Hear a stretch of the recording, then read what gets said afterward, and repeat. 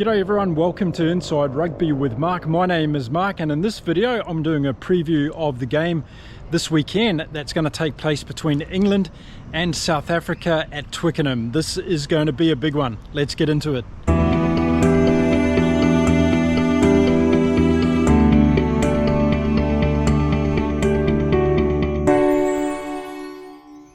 So England taking on the Springboks at Twickenham this weekend, and it's hyped up to be a big one, and we've got the two teams that have been named now. So in this video I'm going to give you my thoughts around the two teams and give you my thoughts on the game itself. So let's get straight into it, and we'll talk about England, the host, first, and a few changes in the England team.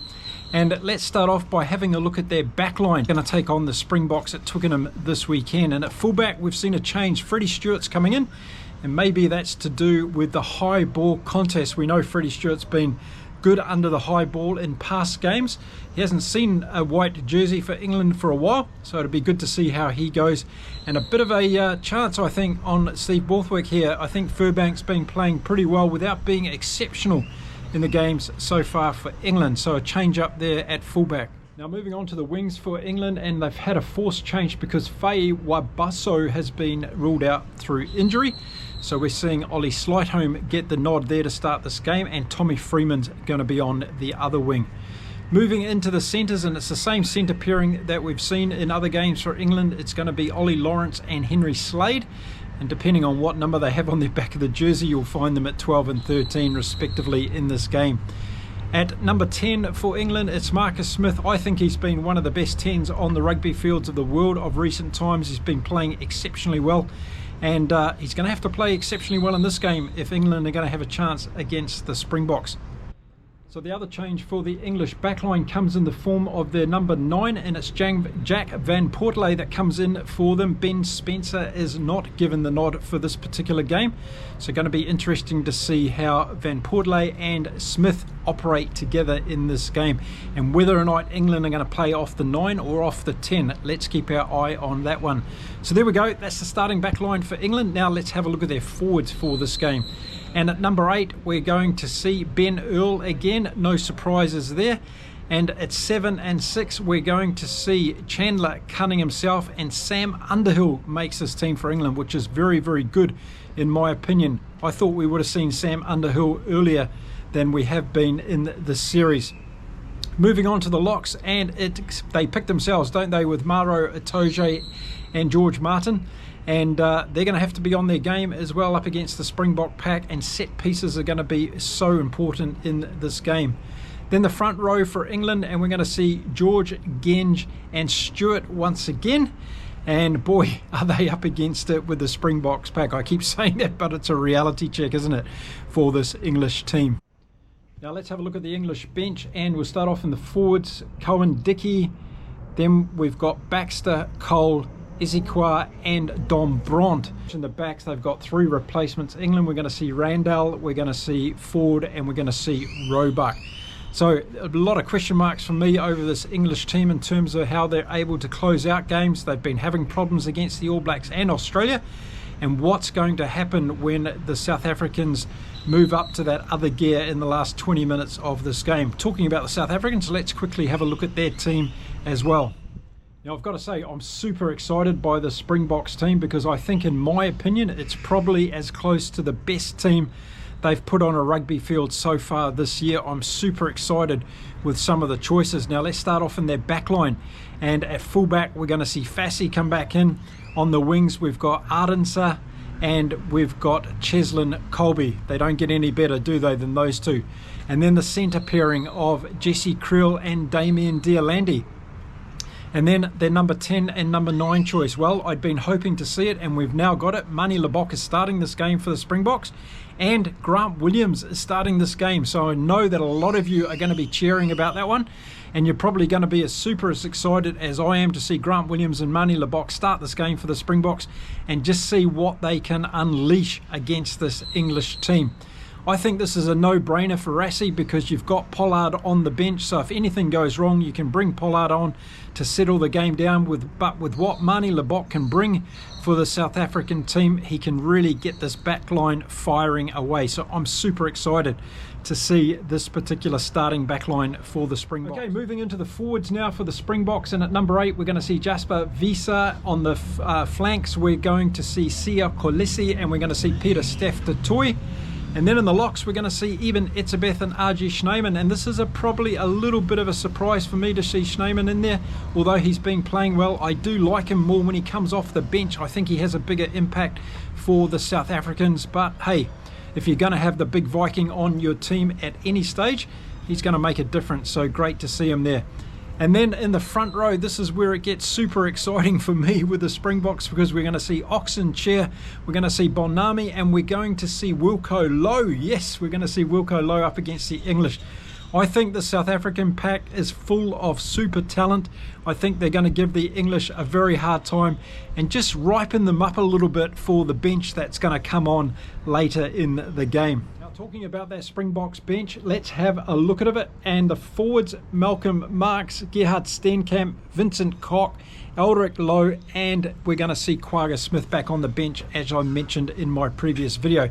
So what an awesome bench for the Springboks. I think, again, this is about as good as it gets, but this is a great opportunity for this bench to come on and again make a huge difference. And we're seeing 5-3 this week from Rassie, so he's calmed down a little bit. Things are getting a little bit back to normal, and we'll see what they can do.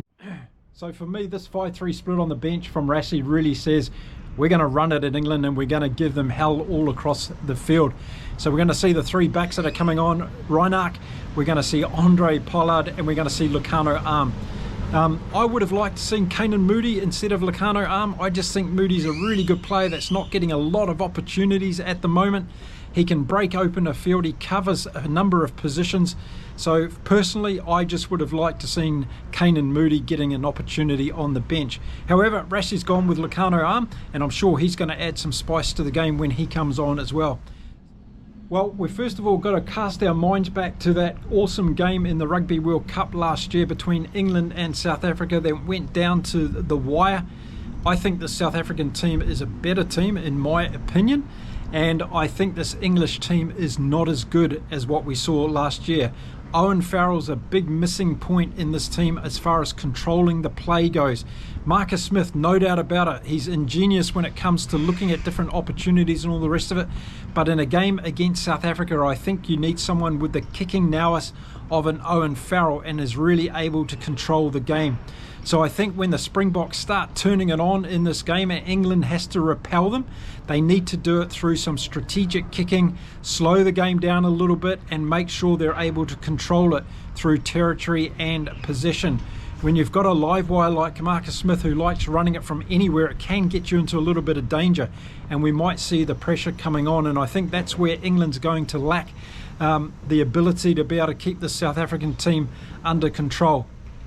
I think we're going to see South Africa do what they always do. They're going to go for forward domination in the early stages of this game.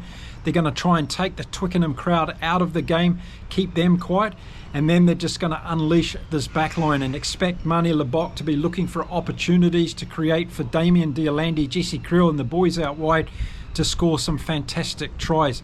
And with Peter Steph du Toit and Siya Kolisi in this game, we're going to see some open play from breakdowns as well. They're both really, really good running those inside channels and connecting with Manie Libbok. I think is going to be a big play in this game coming from the Springboks. Under the high ball, Fassi is brilliant and we can expect some counter-attacks from him. And if he's able to link up with Cheslin Colby and Kurt Lee Ardenser, I think we're going to see some fantastic tries from the outside backs in this game for the Springboks. My gut's telling me we're not going to see a dour forward battle in this game. I think we're going to see a Springboks team with intent to open the play up, and that's why Mani Lebok is starting and not Handré Pollard. And we're going to see what they can do out wide, and I think that's where they're going to have an advantage. Ollie Lawrence is going to have a huge game in defence like he did against the All Blacks. I think that's going to be really important for this English team. And Freddie Stewart, he's going to have his best game, not just under the high ball, but when England are on attack as well. They're going to expect him to be able to break through this amazing South African defence. And we saw last weekend against Scotland were not able to score any tries against the Springboks team. And I think that's something they're really honouring at the moment, is their ability to keep teams away from their try line and not to score points. So expect England to try and do some razzle-dazzle, particularly from Marcus Smith. I expect South Africa to win the battle of the Lucies in this game, and I think we're going to see outstanding performances from Siya Kolisi and Peter Steph Toy, also with Jasper Wiese. I just think he's getting better game by game at the moment, really playing very well. But don't underestimate Chandler Cunningham himself and Sam Underhill. They will do some good things in this game, and if Chandler Smith can get some carries and get some ball going forward, it may be able to unleash the English backline. But I just don't see how this English team, the way that they're playing, the confidence level they currently have, are going to be able to stick with the South African team for 80 minutes. I think when the South Africans bring on all that experience off their bench, that is also going to create another level of difference between these two teams. So expect the likes of Malcolm Marx and Quagga Smith to come on, and we've also seen Steenkamp and Vincent Koch do the work when they've come on recently, and I don't see any reason why that's going to change in this particular game. One of the things that could slow South Africa up a little bit is going to be discipline, so let's watch out for yellow cards. Either team getting them, it's going to cause a big problem in this game. And also the kicking is going to be really interesting. Now that we're seeing more box kicks, are we going to see Grant Williams go to the air with some box kicks, or is he going to use his speed and ability from the base of the scrums and rucks to really make a difference from the South African team? I think Grant Williams and Mani Lebok could have a huge impact on this game if they play their natural game and if they really go after playing at pace. That's what I'm really excited to see. The question is, are we going to see that from the South African team? I can't wait to see the damage that Wilco Low, Bonami and Oxenchair do up front, because I think this is going to be awesome for South Africa. I think the front row for England has had a question mark over them so far in the autumn series, and I don't see why that's going to change in this particular game. I think the scrummaging from England so far in the autumn international series hasn't been up to the standard they need to be to beat the top teams in World Rugby. Let's face it, this England team is not riding a wave of high emotion at the moment. They've been put under the pressure, and those changes that have been made, those boys are going to be under enormous amount of pressure in this game against the world champions.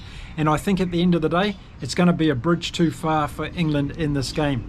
So I'm expecting South Africa to win this game by at least 10 points. I think they've got a sensational team that's going to unlock their potential talent against England this weekend.